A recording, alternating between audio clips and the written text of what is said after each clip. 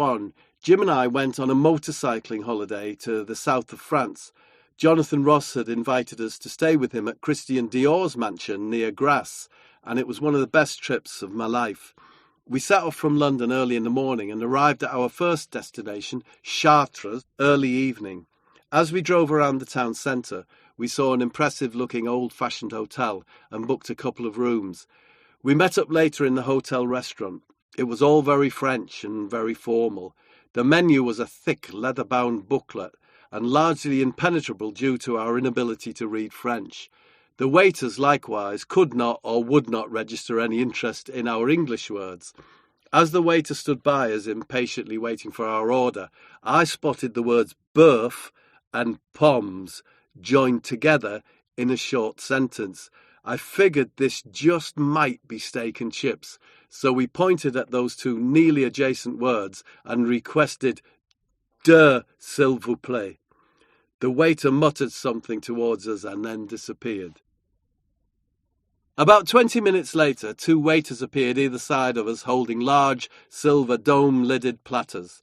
On a hidden signal, they lifted the lids in unison and placed them in front of us on the table. Both plates contained a small, circular lump of savoury jelly with a couple of crusty shrimps on top.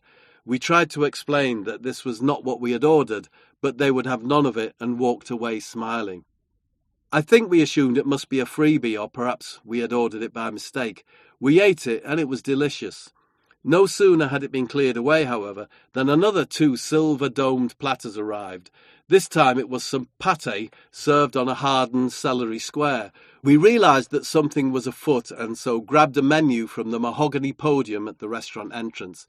As we examined the page from which we had ordered, we realised that at the top were printed the words "Menu Gastronomique." We had ordered some sort of banquet that stretched to 14 courses with 3 different wines. The dishes kept coming, and each one was served with a flourish and a bow.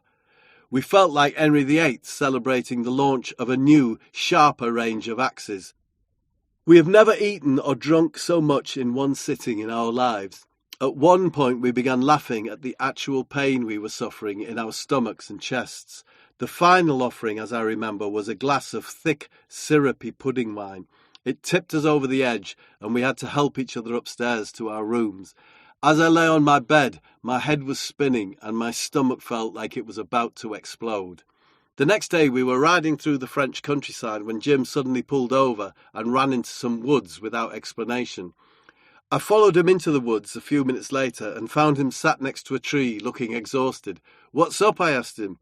He raised his hand and pointed towards a spot on the forest floor about 10 feet away. It was the largest and tallest pile of human Todd I had ever seen. It seemed to pulsate and breathe. I half expected it to start walking away, or worse still, explode. I helped Jim up, and as I let go of him, he immediately fell to the ground. "Are you okay, Jim?" I asked. "Yeah, it's just I felt about 10 pounds lighter, and it's confused me balance."